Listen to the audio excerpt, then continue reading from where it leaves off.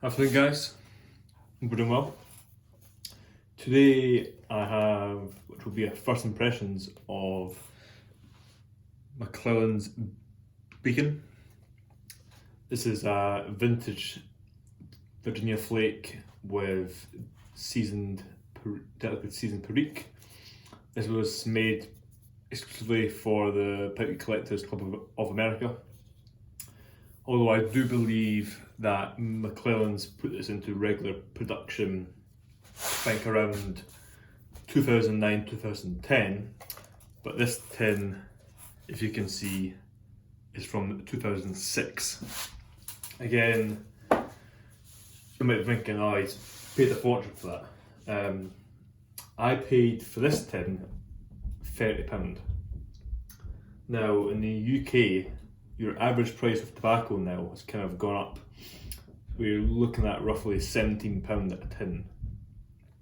And what that means is this tin, which has, 16 years of age in it, is less than twice the price of 2 tins of regular production tobacco.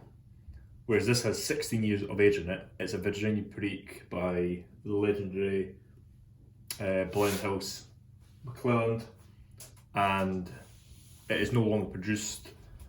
So people would say, some people would rather have 2 tins of whatever blend, whereas because of how high taxes are just now, to me this is a bargain at what it is. For something of that age, of this pedigree, to be simply just like at the average going price of tobacco now, this is £2 or £3 cheaper than 2 tins. So yes, there is a premium obviously, but in my eyes it's well worth it. So we're going to give it a crack. Said this is Virginia Perique blend with 16 years of age in it. So I'm very excited with this. See if there's a pop. Not bad.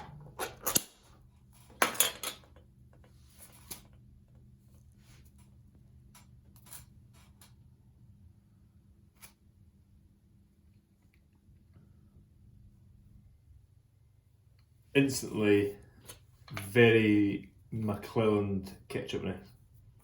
That comes right out the tin.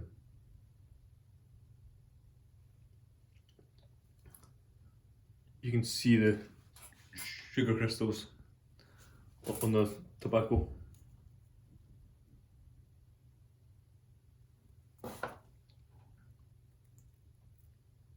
Really does look fantastic. The smell is amazing. Tobacco looks to be in very good condition. No signs of mould. Or if it is, it must be in a very small quantity, because I cannot see a single thing. The flakes that I can see, if you can see that. In certain lights you can see the sugar crystals. Very dark. Again, I've never had this particular blend. I've had a few McClelland blends now, but nothing I recall of this age being a Virginia Perique. I just tip out some onto this tray so you can get a better look. Really dark. So, like I say, I can't tell you what this tobacco was like colour wise and from new, but I'm presuming, given it's a Virginia Perique with 16 years of age in it, that the Virginias have well and truly aged, and this should smoke fantastically. The tobacco seems to be in a very, very good condition.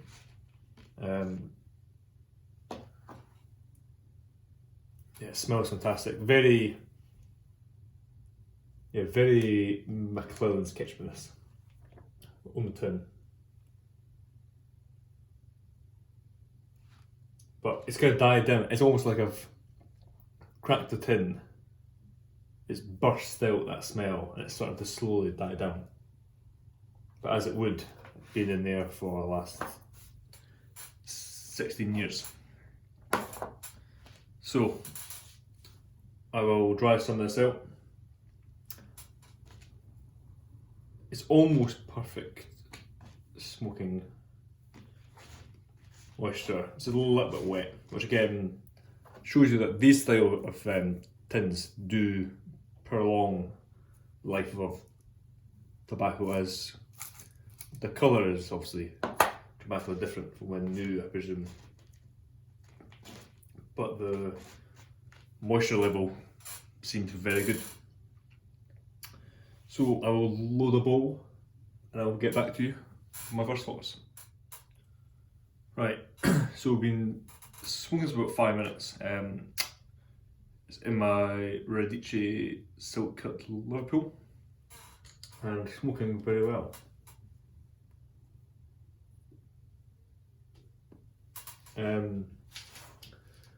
Classic McClelland's ketchupness from the off. So I'm presuming this is a red Virginia base. Virginia. It's just natural sweetness of matured Virginia, smoothened by extended aging, seasoned with deeply aromatic Louisiana perique.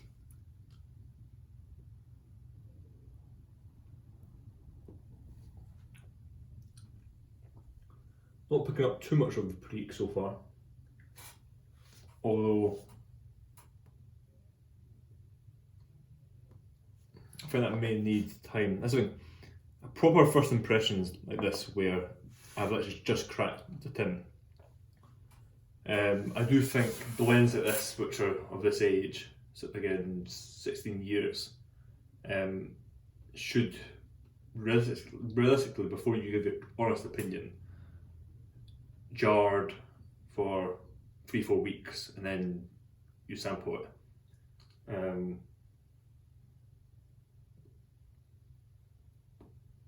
Because at the end of the day, the tobacco would have been sealed in this tin in 2006 and it's not had any air since, so it's not had time to breathe.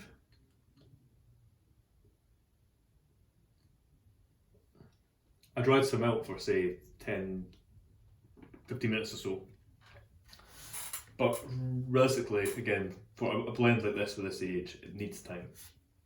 Although so far the flavours are fantastic.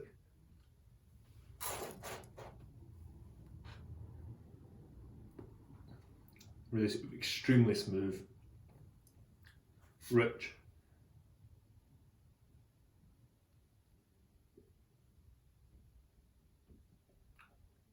Very classic, mature Virginia, in the sense that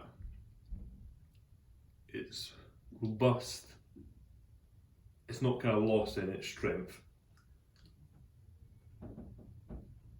It's extremely smooth while being mild at the same time. The only way to really say that is there's a lot of flavour, but so far there's no real punch to the blend. It's not kind of overpowering. There's not a lot of nicotine by any means so far.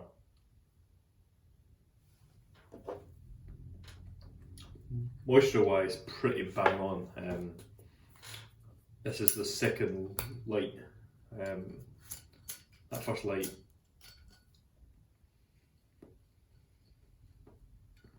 lasted about 7 or 8 minutes or so.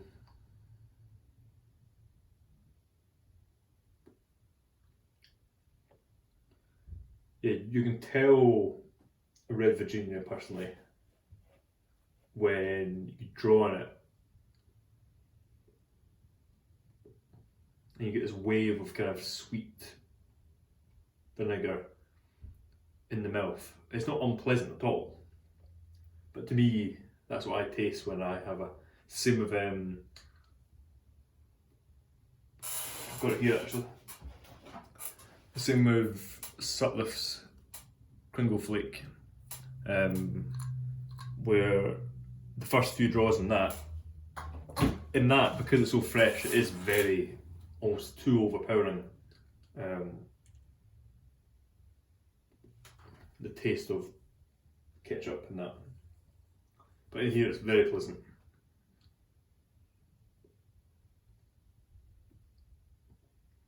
So far, very impressed with this purchase. Again, I'm not one who goes out and buys aged or rare tobaccos every week. This again was a Christmas gift to myself. Although, again, the price point, a lot of people, including myself, if I go to buy a blend, I'll buy two. One to put in the cellar, one to smoke. And then essentially with this, you're just doing that but with one tin. For those of you in the US or in Germany, where certain blends are a fraction of the price here, so in some cases half the price that we pay here, then this is more of a premium. Whereas here in the UK, it really isn't at all. I mean, if you're into cigars, especially Cuban cigars, well, there's a new range of Romeo and Julieta that came out only 2-3 days ago. It's called the Linea de Oro line, if I believe, and that means gold line. It's the top of the range, the same as the Cohiba Bahike and the Monte Cristo Linea 1935 range. It's the kind of each brand's flagship range. And the smallest of the three cigars, I believe, is priced at £30.85. In some places, £33, £34. So yes, that is a very premium cigar. That's one cigar, which might take you an hour and a half to smoke and it's gone. For the same price, you can get a 16-year-old tin of tobacco, which is no longer in production. And for me, I don't have big bowls, so a tin might last me 15 or 16 pipes. So I've said it before and I've said it again, that's kind of how I assess what I buy on the rare side and the collectible side. Again, I would never pay more than £40 a tin. It's a personal thing. I would for a cigar though, and I have done in the past, which kind of contradicts myself because of how much better value these are in terms of longevity.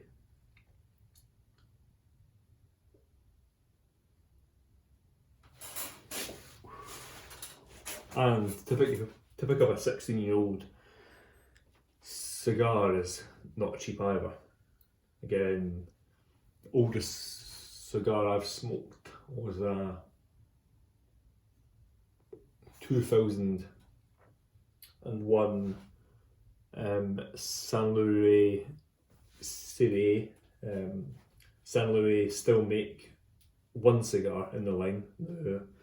It's the Regios, but the Serie was discontinued, I think 10 years ago now. But that cigar, at the time I had it last year, had 20 years of age in it, and it was fantastic. Again, I didn't pay as much as you'd think. I think that was £35-36 for that cigar, which, for the condition that it was in, it came from a very high-end shop, and they kept it for 20 years at the time.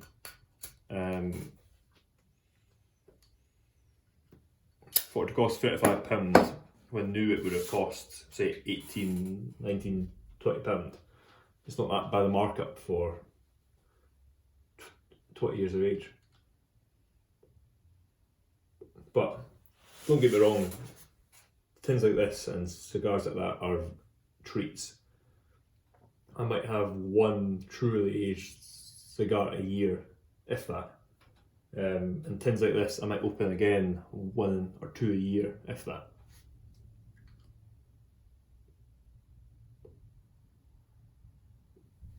But again, this tin will last me 4 or 5 years.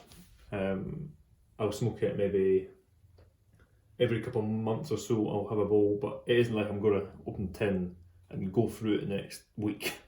That certainly is not the case.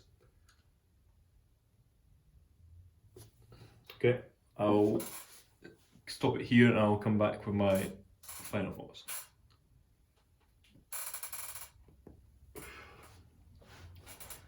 Alright, back to the last impressions of this. I have to say, I'm very impressed. You can tell the age in this tobacco. Extremely smooth, well balanced. The perique is coming through now.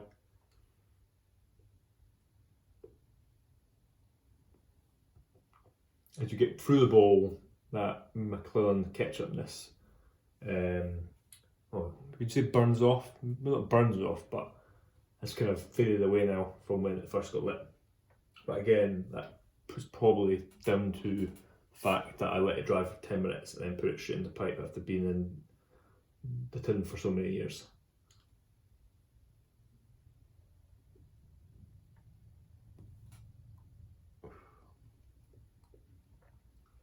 Nice white ash. The quality is next to none.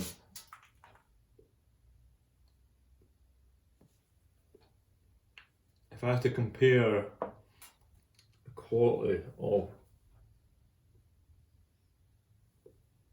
McClelland tobacco to what's available in today's current market, I think 2 brands that I would go towards would be JF Germain's and Dan Tobacco. A lot of blends, Dan Tobacco blends a lot of different brands. One of the most well known being HU, of which the blends that I've had from there are fantastic, extremely high quality, and I get the same impressions from this. These are extremely high quality blends. And Germain's, being Germain's, yes, they're very sought after. Yes, there's a lot of kind of hype behind some of their blends, which personally some of them I'm not fans of. But there's kind of 4 or 5 Germain's blends which kind of I'm floored by. Top 3 being, of course, Rich Dark Flake, 1820 Flake, and Special Latakia Flake. In my top 3, and I'm also a fan of Full Latakia and Original Latakia mixture. Personally, Germain's do Latakia perfectly.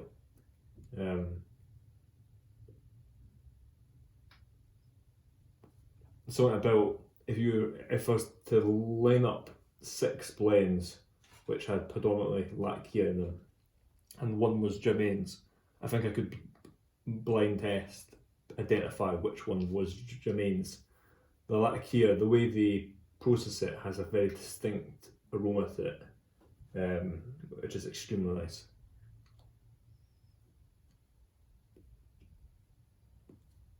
So yeah, McClelland's or Pipe Collectors Club of America's Beacon from 2006, highly recommend if you could get your hands on some of this. As each year goes by, stuff like this will get harder and harder to get hands on. Again, people will do what they want and what they please, but I wouldn't personally go out and spend some of the extremely exuberant prices you see. You see tins like this go for kind of £7.80, £100, which of course there's a market for that. But personally, that's completely out of my price range. Even when it comes to a blend such as this.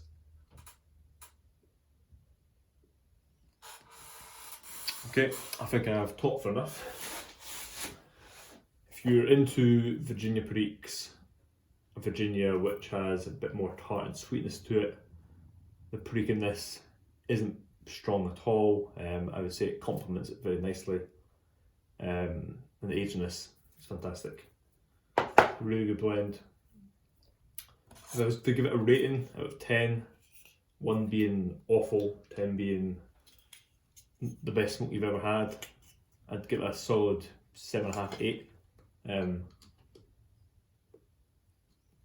It's right up there with what I've had. It's fantastic. But I suspect as I jar it up and it sits for maybe 2 or 3 months, I go back to it, I bet it's even better.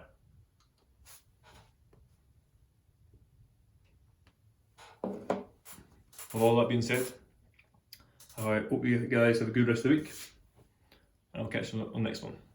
Cheers.